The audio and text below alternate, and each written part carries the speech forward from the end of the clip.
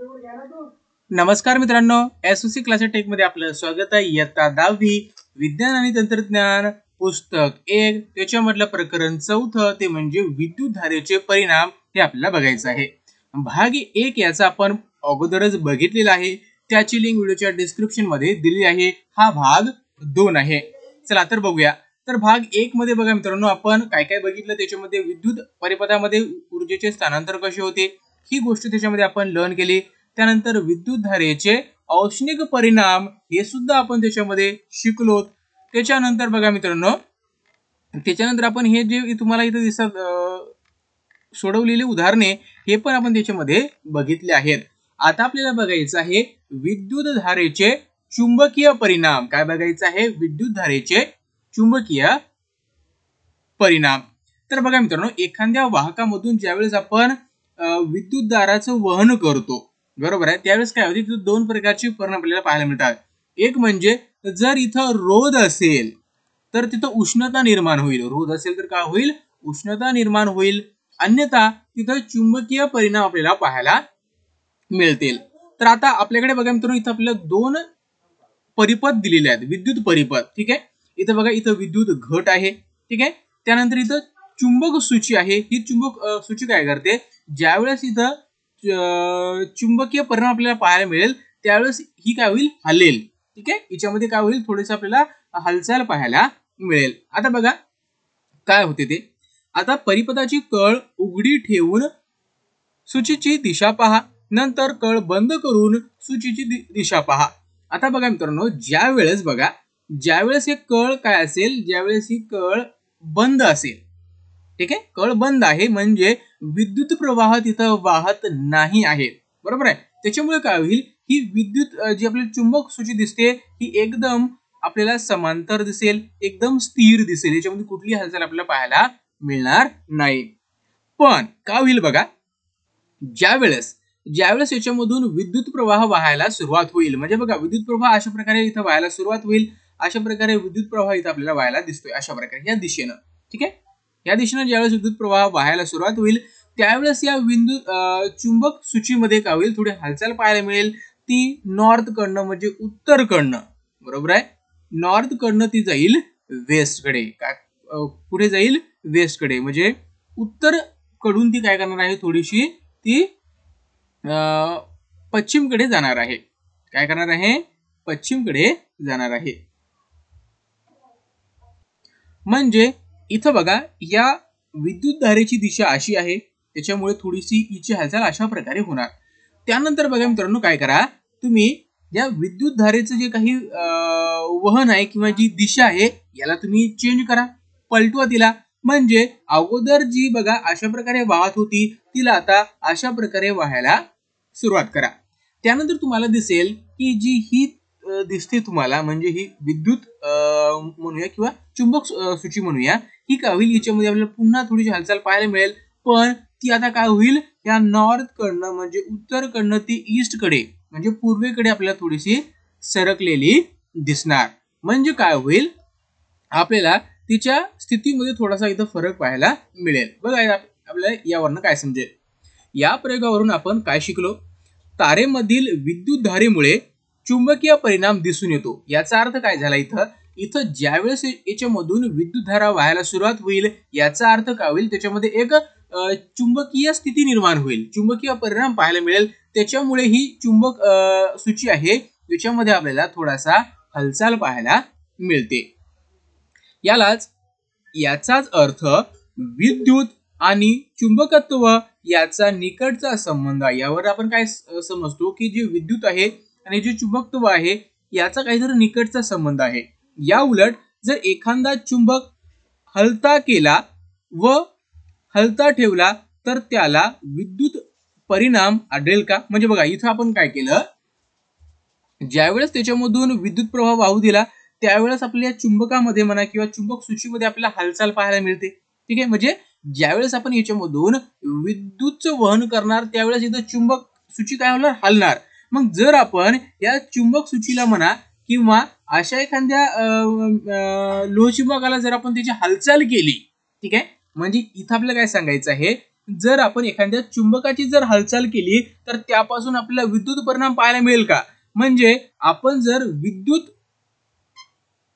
विद्युत धारेवरनं किंवा विद्युत पासून आपण एखादा चुंबकीय परिणाम निर्माण करू शकतो. त्याच प्रकारे एखाद्या चुंबकापासून त्याला जर हलता ठेवला तर त्यापासून आपल्याला विद्युत परिणाम पाहायला मिळेल का? तर बघा मित्रांनो, ह्या गोष्टी नक्की आपल्याला पाहायला मिळणार. म्हणजे हे काय कसं असते, ज्यावेळेस आपण विद्युत पासून जसं चुंबकत्व तयार करू शकतो किंवा चुंबकीय परिणाम तयार करू शकतो, त्याच प्रकारे चुंबकापासून सुद्धा आपण विद्युत परिणाम बघू शकतो किंवा त्याला आपण तसं निर्माण करू शकतो. आहे की नाही रोमांचक माहिती मित्रांनो? तर बघा, येथे आपण चुंबकीय क्षेत्रे आणि विद्युत चुंबकीय परिणामाचा अभ्यास करणार आहोत. आता इथं आपल्याला काय शिकायचं आहे की चुंबकीय क्षेत्रे काय असतात, ठीक आहे, आणि विद्युत चुंबकीय परिणामाचा अभ्यास या प्रकरणामध्ये आपल्याला करायचा आहे. शेवटी बघा, विद्युत चलित्र, विद्युत जनित्र याची तत्वे आपल्याला समजून घ्यायची आहेत. आता परिचय शास्त्रज्ञाचा तुम्हाला इथे दिसेल. शास्त्रज्ञ आहेत हान्स ख्रिस्तियन ऑरस्टेड. आता यांनी काय केलं, यांनीच आपल्याला म्हणजे एखाद्या पदार्थातून जर आपण विद्युत प्रवाह जाऊ दिला तर तिथं चुंबकीय परिणाम आपल्याला पाहायला मिळतो. तर याचा शोध याच शास्त्रज्ञांनी लावलेला आहे. बघा, आता 19व्या शतकातील एका अग्रगण्य वैज्ञानिक म्हणून हान्स ख्रिस्तियन ऑरस्टेड यांनी विद्युत चुंबक तत्व समजून घेण्यात मोलाची कामगिरी बजावली. बघा मित्रांनो, आता जे विद्युत चुंबकत्व आहे याला समजून घेण्याची महत्वाची कामगिरी या शास्त्रज्ञांनी पार पडली. सन 1820 मध्ये त्यांना असे दिसून आले की एखाद्या धातूच्या तारेमधून विद्युत धारा गेली. म्हणजे बघा, एखादा धातू आहे, आपल्याकडे तार आहे, त्याच्यामधून जर विद्युत धारा गेली तर तारेजवळील चुंबक सूची काही कोनात वळते. जसं की आपण वरी बघितलंय, विद्युत आणि चुंबकत्वाचा संबंध त्यांनीच नजरेस आणून दिला. म्हणजे जे काही विद्युत आहे आणि जे काही चुंबकत्व आहे याचा जो काही निकटचा परिणाम आहे तो या शास्त्रज्ञांनी आपल्या समोर आणून दिला. मग त्यातूनच पुढे आजचे प्रगत तंत्रज्ञान विकसित झाले. त्यांच्या सन्मानार्थ चुंबकीय क्षेत्राच्या तीव्रतेच्या एककाला, म्हणजे जे चुंबकीय क्षेत्र असते आणि त्याच्या एककाला आपण ऑरस्टेड असं म्हणत असतो किंवा संबोधत असतो. त्यानंतर बघा मित्रांनो, इथं तुम्हाला दिसेल, इथं काय करायचं, आपल्याला एक पुठ्ठा घ्यायचा आहे आणि पुठ्याच्या आरपार तुम्हाला तांब्याचा तार जाऊ द्यायचा आहे आणि त्या तांब्याच्या ताराला अशा प्रकारे तुम्हाला इथं काय करायचं आहे, एक रोधक जोडायचा आहे. इथं तुम्हाला गॅलोमीटर जोडायचं आहे, म्हणजे तुम्हाला विद्युतधारा मोजता आली पाहिजे. त्यानंतर इथं काय करायचं आहे, तुम्हाला विद्युत घट जोडायचा आहे आणि ज्यावेळेस याच्यामधून काय होईल, ज्यावेळेस याच्यामधून विद्युत धारा वाहायला सुरुवात होईल, ठीक आहे, ज्यावेळेस याच्यामधून विद्युत धारा वाहायला सुरुवात होईल त्यावेळेस काय होईल, बघा इथं तुम्हाला काय ठेवायचं आहे, चुंबक सूची ठेवायची आहे. जर तुम्ही इथं चुंबक सूची ठेवली तर ती किती कोणामध्ये वळते तुम्हाला ते मार्क करायचं आहे आणि वेगवेगळ्या ठिकाणी ठेवून मग नंतर इथं ठेवा, नंतर थोडी दूर ठेवा. अशा प्रकारे तुम्हाला करून त्याचं काय करायचं आहे, तुम्हाला त्या चुंबक सूची किती वळली, त्याचा जो काटा असतो किती वळला हे तुम्हाला तिथं लक्षात घ्यायचं आहे. किंवा बघा, जे आता बघा नंतर काय करायचं, तुम्हाला त्याऐवजी तुम्हाला काय करायचंय, लोखंडाचा कीस त्या पुठ्ठ्यावर तुम्हाला पसरवायचा आहे आणि पसरवल्यानंतर पुन्हा त्याच्यामधून विद्युत प्रवाह तुम्हाला प्रवाहित करायचा आहे आणि एकदा का त्याच्यामधून विद्युत प्रवाह व्हायला सुरुवात झाली की त्याच्या आजूबाजूला अशा प्रकारे तुम्हाला गोल गोल वर्तुळ पाहायला मिळतील. ठीक आहे, हे आहे तर वर्तुळ आणि या वर्तुळामध्ये तुम्हाला जे लोखंडाचा कीस आहे तो काय होईल, तुम्हाला तिथं तुम्हाला तो जमा झालेला दिसेल त्या वर्तुळाच्या काठानं. इथं बघा हे दिसेल तुम्हाला अशा प्रकारे. आता याचा अर्थ होतो काय, बघा याचा अर्थ असा होतो की चुंबकत्व आणि चुंबकीय क्षेत्राचा अभ्यास तुम्ही मागील इयत्तेमध्ये केलेला आहे. बघा आता या प्रयोगावरून आपण समजलो काय, तर यावरून आपण असं समजलो की तारेच्या जवळ, म्हणजे ही तार आहे, तारेच्या जवळ जे चुंबकीय शक्ती असते हे सर्वात जास्त असते आणि जसं जसं आपण तारेपासून दूर जाणार तसं तसं चुंबकीय जे परिणाम आहेत किंवा जे चुंबकाची जी शक्ती आहे ती कमी कमी होत जाणार. बघा आता यावरून मला समजेल. एका सरळ विद्युत वाहक तारेतून जाणाऱ्या विद्युत धारेमुळे तारेभोवती चुंबकीय क्षेत्र निर्माण होते. विद्युत धारेत बदल न केल्यास, बघा, विद्युत धारेत बदल न केल्यास तारेपासून दूर जाताना हे चुंबकीय क्षेत्र किंवा त्याची शक्ती कमी कमी होत जाते. म्हणून चुंबकीय बलरेषा दर्शवणारी समकेंद्री वर्तुळे तारेपासून दूर जाताना मोठी व विरळ दर्शवली जातात. म्हणजे बघा मित्रांनो, तारेपासून जर दूर गेलो तर जे विद्युत चुंबकीय क्षेत्र आहे हे कमी कमी होत जाते व ते आपल्याला विरळ होताना पाहायला मिळते. तारेतून जाणारी विद्युत धारा वाढविल्यास चुंबकीय क्षेत्राच्या तीव्रतेत सुद्धा वाढ होते. म्हणजे ह्या तारेमधून जी काही विद्युत धारा जात आहे त्याची जर आपण तीव्रता वाढवली तर जे काही चुंबकीय क्षेत्र आहे त्याच्या तीव्रतेत सुद्धा आपल्याला वाढ पाहायला मिळते. नंतर आपल्याला बघायचं आहे उजव्या हाताच्या अंगठ्याचा नियम, त्याला म्हणतात राईट हँड थंब रूल. आता बघा काय होतो. आता विद्युत तारेतील विद्युत धारेमुळे निर्माण होणाऱ्या चुंबकीय क्षेत्राची दिशा शोधण्यासाठी हा एक महत्वाचा नियम आहे. म्हणजे बघा मित्रांनो, जर एक विद्युत वाहक आहे आणि त्याच्यामधून जर विद्युत धारा वाहत असेल तर आपल्याला त्याच्या भोवताली कशा प्रकारे चुंबकीय क्षेत्र निर्माण होईल हे जर आपल्याला शोधायचं असेल तर हा नियम आपल्याला महत्वाचा नियम आहे. फक्त आपल्याला त्या विद्युत धारेची दिशा माहित असायला हवी. आता बघा कसं आहे. तर अशी एक कल्पना करा की सरळ विद्युत वाहकाला तुम्ही उजव्या हातात पकडले आहे. म्हणजे बघा हा आहे विद्युत वाहक आणि त्याला तुम्ही उजव्या हाताने पकडले, जसं की तुम्हाला या चित्रामध्ये दिसतंय. ते अशा रीतीने की अंगठा विद्युत धारेच्या दिशेने तारेवर स्थिरावला आहे. म्हणजे ज्या दिशेनं विद्युत धारा वाहते, ज्या दिशेनं विद्युत धारा वाहते त्या दिशेनं आपला अंगठा असला पाहिजे. म्हणजे हा अंगठा आपल्याला विद्युत धारेची वाहण्याची दिशा दर्शवतो असा त्याचा अर्थ होतो. ठीक आहे. मग तुमची जी बोटे आहेत हे विद्युत वाहकाभोवती गुंडाळा. ही तुमची बोटे आहेत हे विद्युत वाहकाभोवती अशा प्रकारे तुम्हाला गुंडाळायची आहेत आणि गुंडाळल्यानंतर बोटांची दिशा हीच चुंबकीय क्षेत्राच्या बलरेषांची दिशा होय. म्हणजे जे काही चुंबकीय क्षेत्र निर्माण होणार आहे या वाहकाभोवती हे तुमच्या बोटासारखे असणार. म्हणजे अशा प्रकारे जसं तुमचे बोट गुंडाळलेले आहेत त्या ताराला, त्याच प्रकारे चुंबकीय क्षेत्र सुद्धा त्या तारेभोवती निर्माण होणार.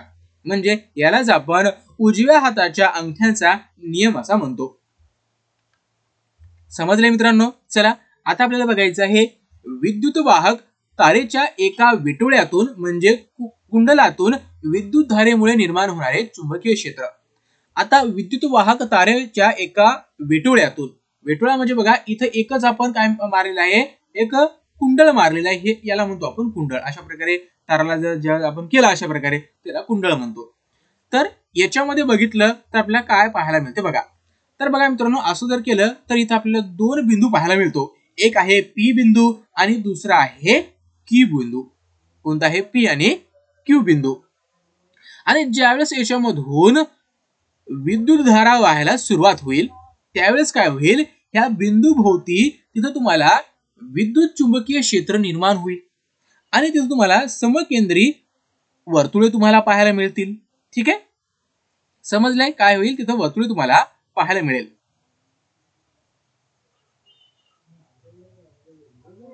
समजले? आता वेटोळ्याच्या मध्यभागी येऊन तसेच वर्तुळ इतके मोठे झालेले असते की त्याचा कंस सरळ रेषेत दाखवता येईल. बघा आता बघा मित्रांनो, इथला जो वर्तुळ आहे म्हणजे इथं जे काही वर्तुळ तयार झालेलं आहे हे इतकं मोठं झालेलं आहे की आपल्याला या कुंडलाच्या मध्यभागी जी काही वर्तुळ असतात हे आपल्याला जे सेंटरला असते किंवा मध्यभागी असते हे आपल्याला सरळ रेषेने दाखवावं लागतं, कारण ते इतकं मोठं झालेलं असते की त्याला आपण सरळ रेषेने दाखवू शकतो. आता बघा, आता केवळ पी आणि क्यू या बिंदूपाशी दाखवलेले आहेत. ठीक आहे, चुंबकीय जे बलरेषा आहेत त्या फक्त आपण काय केलेल्या आहेत, या पी आणि क्यू या बिंदूपाशी दाखवलेले आहेत. तशा त्या वेटोळ्याच्या प्रत्येक बिंदूशी निर्माण होतील याप्रमाणे प्रत्येक बिंदू वेटोळ्याच्या केंद्रस्थानी चुंबकीय क्षेत्र निर्माण करेल. बघा मित्रांनो, आता फक्त आपण इथं दाखवलेलं आहे, पण ह्या वाहकाच्या प्रत्येक ठिकाणी अशा प्रकारचे विद्युत चुंबकीय क्षेत्र तयार होणार अशा प्रकारे. ठीक आहे, आणि याच्या मध्यभागी एक अशी शक्ती निर्माण होणार की ती आपल्याला सरळ रेषेने दाखवावी लागणार. उजव्या हाताच्या अंगठ्याचा नियमाचा वापर करून हे तपासा की तारेच्या विटोळ्यावरील प्रत्येक बिंदू विटोळ्याच्या मध्यभागी असलेल्या चुंबकीय बलरेषा निर्माण करण्यात सहभागी असतो आणि बलरेषा विटोळ्याच्या मध्यभागी एकच दिशेने कार्यरत असते. आणि बघा मित्रांनो, हे सगळे अशा प्रकारे ज्यावेळेस इथं तुम्हाला विद्युत चुंबकीय वर्तुळे तयार होतील त्यावेळेस या सगळ्यांचा एकच महत्वाचं, जर याचा मध्यभाग बघितला तर याच्या मध्यभागी अशा प्रकारचा एकच मोठा वर्तुळ तयार होणार की तो सगळ्यांची शक्ती तिथं आपल्याला दाखवेल, सगळ्यांची शक्ती त्या एका जागी. ठीक आहे, ध्यानात ठेवा. तारेमधून जाणाऱ्या विद्युत धारेमुळे कोणत्याही बिंदूवर निर्माण होणाऱ्या चुंबकीय क्षेत्राची तीव्रता ही त्या विद्युत धारेवरच अवलंबून असते, हे आपण प्रयोगांती पाहिले. म्हणजे त्या विद्युत धारेमुळे कोणत्या बिंदूवर निर्माण होणारे जे काही चुंबकीय क्षेत्र असते त्याची तीव्रता आहे, त्याची जी काही तीव्रता आहे ही कशावर अवलंबून असते, तर ही त्याच्या विद्युत धारेवरच अवलंबून असते. याचा अर्थ असा होतो, जर वेटाळ्यात तारेचे n इतके वाढवले, म्हणजे जर आपण वेटाळे वाढवले, एक वेटाळा, दोन वेटोळे, तीन वेटोळे, असे वेटोळे जर वाढवले तर आपल्याला जेवढे जास्त वेटोळे वाढतील तेवढेच जास्त आपल्याला चुंबकीय क्षेत्र सुद्धा पाहायला मिळेल. म्हणजे एक वेटाळा असेल तर तिथं आपल्याला काही प्रमाणामध्ये आपण चुंबकीय शक्ती पाहायला मिळेल, दोन नसतील तर त्याच्यापेक्षा दुप्पट पाहायला मिळेल, तीन असेल तर तिप्पट पाहायला मिळेल. जेवढी जास्त असतील वेटोळे तेवढी आपल्याला चुंबकीय शक्ती आपल्याला वाढलेली दिसेल. त्यानंतर बघा मित्रांनो, नालकुंतलातून जाणाऱ्या विद्युत धारेमुळे निर्माण होणारे चुंबकीय क्षेत्र. तर बघा मित्रांनो, नालकुंतल म्हणजे काय? आता विद्युतरोध आवरण असलेल्या तांब्याची तार घेऊन कुंडलाची मालिका तयार केल्यास त्या रचनेस नालकुंतल असे म्हणतात. बघा, विद्युतरोध आवरण असलेल्या तांब्याची एक तार घ्या आणि तुम्हाला काय करायचं, त्याची कुंडलाची एक मालिका तयार करायची. म्हणजे हा तार आहे आणि त्याला अशा प्रकारे तुम्हाला खूप जास्त कुंडल तयार करायचे, म्हणजे जवळपास 10 ते 15 हे झाले. याला आपण म्हणतो नालकुंतल. याला काय म्हणतो आपण? नालकुंतल असं म्हणतो. आणि या कुंतलातून जर आपण विद्युत प्रवाह जर जाऊ दिला, ठीक आहे, याच्यामधून जर आपण विद्युत प्रवाह जाऊ दिला तर काय होईल हे आपल्याला इथं बघायचं आहे. तर बघा मित्रांनो काय होईल, तर बघा मित्रांनो, अशामधून जाऊ दिला तर प्रत्येक वेटोळ्यामधून एक चुंबकीय तरंग तयार होईल, चुंबकीय क्षेत्र तयार करेल आणि चुंबकीय वर्तुळे तिथे आपल्याला पाहायला मिळतील. म्हणजे अशा प्रकारे बघा, हे प्रत्येक, आता बघा, हे अशा प्रकारे एक वर्तुळ तयार होईल, दुसरं तयार होईल, तिसरं तयार, अशा प्रकारे इकडनं सुद्धा तयार होतील आणि हे इतके मोठे वर्तुळ होतील की हे आपल्याला अशा प्रकारे दाखवावे लागतील. आणि मधामधला असेल हे वर्तुळ एवढं मोठं होणार आहे की आपल्याला एखाद्या सरळ रेषेने सुद्धा आपण दाखवू शकतो. आता बघा आपल्याला यापासून काय शिकायला मिळते. नालकुंतलाचे एक उघडे टोक चुंबकीय उत्तर ध्रुव म्हणून तर दुसरे चुंबकीय दक्षिण ध्रुवाप्रमाणे कार्य करेल. आणि ज्या वेळेस मित्रांनो याच्यामध्ये एवढे चुंबक तयार होईल, एवढे चुंबकीय क्षेत्र तयार होईल की एक आपल्याला काय होईल, एक आपल्याला उत्तर ध्रुव आणि दुसरं म्हणजे आपल्याला दक्षिण ध्रुव म्हणून कार्य करायला लागतील. नालकुंतलातील चुंबकीय बलरेषा एकमेकांना समांतर रेषांच्या स्वरूपात असतात. याचा अर्थ काय? बघा, हे समांतर आहेत एकमेकाला काय आहेत, हे समांतर आहेत. याचा अर्थ काय आहे? याचा अर्थ हाच आहे की चुंबकीय क्षेत्राची जी तीव्रता आहे ही नालकुंतलाच्या आतील पोकळी सर्वत्र सारखी असते. म्हणजेच नालकुंतलातील चुंबकीय क्षेत्र एक समान असते. बघा, याच्यामध्ये सर्व जे काही चुंबकीय क्षेत्र आहेत किंवा जी चुंबकीय रेषा आहेत हे आपल्याला समांतर पाहायला मिळतात. याचे कारण काय आहे? कारण या समांतर आहेत, कारण हे नालकुंतलामध्ये जे काही चुंबकीय रेषा आहेत त्या सगळ्यांची शक्ती म्हणा, ठीक आहे, त्या सगळ्यांची शक्ती म्हणा किंवा त्यांची जी काही तीव्रता आहे ही सारखी असते, म्हणून ते एकमेकांना कसे असतात, समांतर असतात. त्यानंतर आपल्याला बघायचं आहे चुंबकीय क्षेत्रात विद्युत धारा वाहून नेणाऱ्या विद्युत वाहकावरील बल. म्हणजे बघा, एक चुंबकीय क्षेत्र तिथं पहिलेपासून आहे, बरोबर आहे, आणि तिथं काय आहे, एक विद्युत धारा वाहून नेणारा वाहक आहे.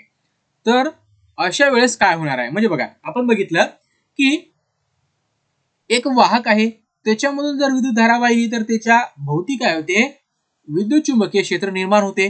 पण विद्युत चुंबकीय क्षेत्र तिथं अगोदरच तिथं आहे आणि त्याच्या भोवती किंवा त्याच्यामधून एक वाहक आहे आणि हा वाहक काय करतो, त्या विद्युत धारेला वाहतो. मग इथं काय परिणाम आपल्याला पाहायला मिळेल हे आपल्या इथं बघायचं आहे. तर बघा इथं तुम्हाला दिसेल की इथं आपण हा काय वापरलाय, चुंबक वापरलेला आहे. म्हणजे इथं विद्युत प्रवाह आहे, सोबत इथं चुंबकीय क्षेत्र सुद्धा अगोदरच तयार झालेलं आहे. बरोबर आहे. आणि ज्या वेळेस या वायर मधून, या तांब्याच्या तारेमधून ज्या वेळेस विद्युत प्रवाह होईल त्यावेळेस काय होईल बघा. आता ज्यावेळेस विद्युत प्रवाह ज्यावेळेस हा विद्युत प्रवाह अशा प्रकारे वाहायला सुरुवात होईल. ठीक आहे. अशा प्रकारे काय होईल, ज्यावेळेस तो वाहायला सुरुवात होईल त्यावेळेस बघा कशा प्रकारे इथं आपल्याला हे जो तार आहे, हा तार कशा प्रकारे याची हालचाल करणार आहे. आता बघा इथे तुम्हाला समजेल.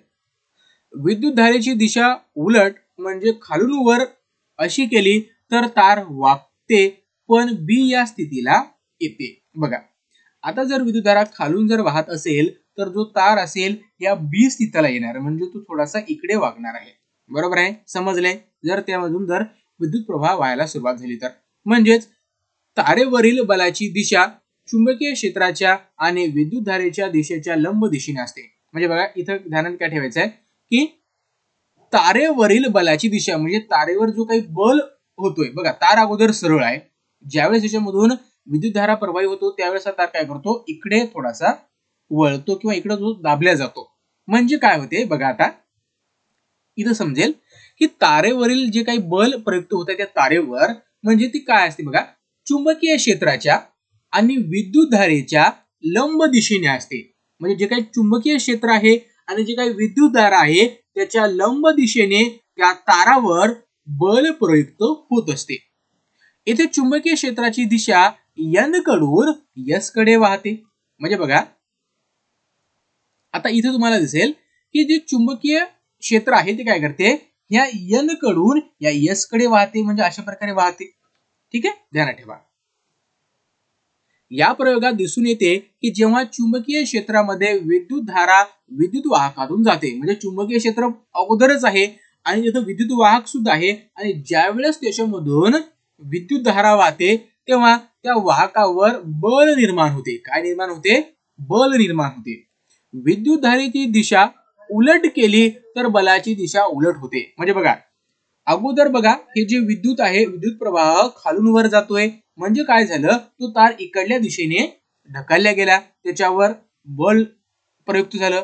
आणि जर ही दिशा जर आपण बदलली, म्हणजे वरतून जर खाली विद्युत धारा वाहत आली तर ती दिशा बदलणार, म्हणजे ते इकडे ढकलल्या जाणार. ते दिशा काय होणार, उलट होणार. चुंबक तर बरोबर उलट केला, म्हणजे उत्तर ध्रुवाचे जागी दक्षिण ध्रुव आणला आणि दक्षिण ध्रुवाच्या जागी उत्तर ध्रुव आणला तर काय होईल. तर बघा मित्रांनो, वरील प्रयोगातून स्पष्ट होते की चुंबकीय क्षेत्राच्या प्रभावाखाली विद्युत धारा वाहणाऱ्या विद्युत वाहकावर बल निर्माण होते. बलाची दिशा विद्युत धारेची दिशा आणि चुंबकीय क्षेत्राची दिशा या दोन्हीवर अवलंबून असते. म्हणजे बघा जी बलाची जी काही दिशा असते, बलाची ही काय असते, विद्युत धारेची दिशा आणि चुंबकीय क्षेत्राची दिशा या दोन्हीवर अवलंबून असते.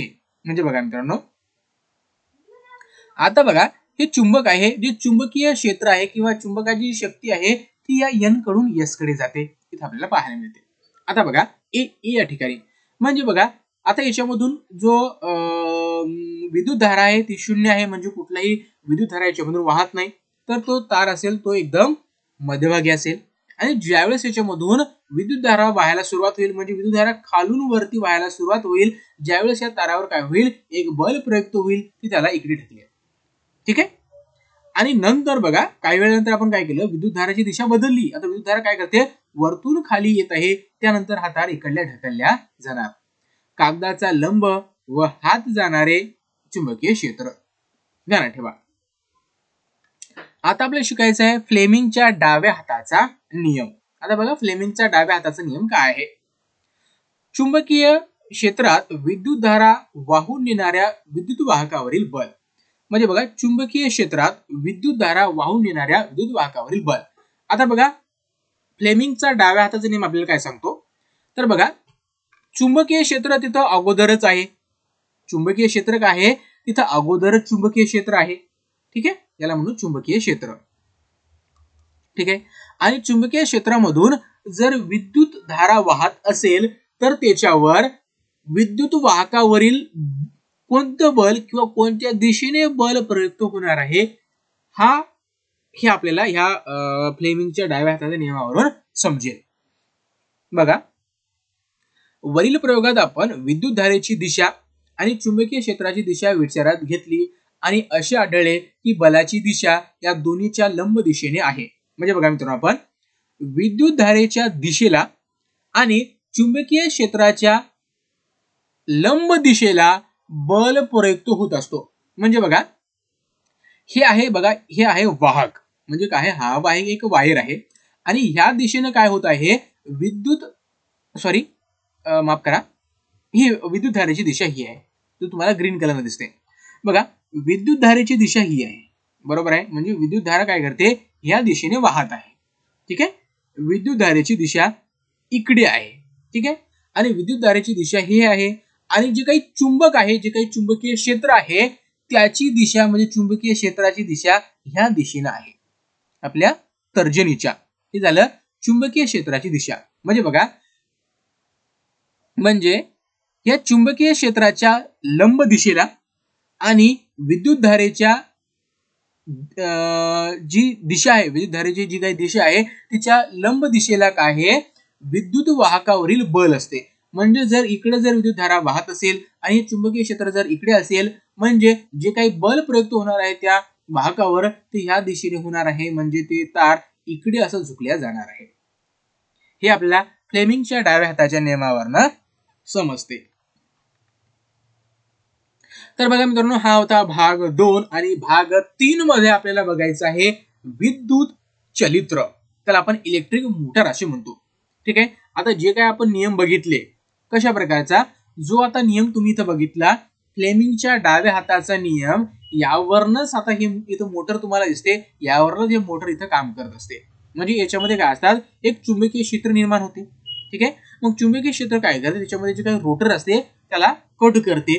म्हणजे जे चुंबकीय क्षेत्र असते ते एकमेकांना कट करतात, त्याच्यामुळे ते एकमेकांपासून दूर ढकलल्या जातात आणि त्याच्यामुळे ही मोटर फिरायला लागते. नंतर आपण बघणार आहे पुढच्या व्हिडिओमध्ये भाग 3 मध्ये.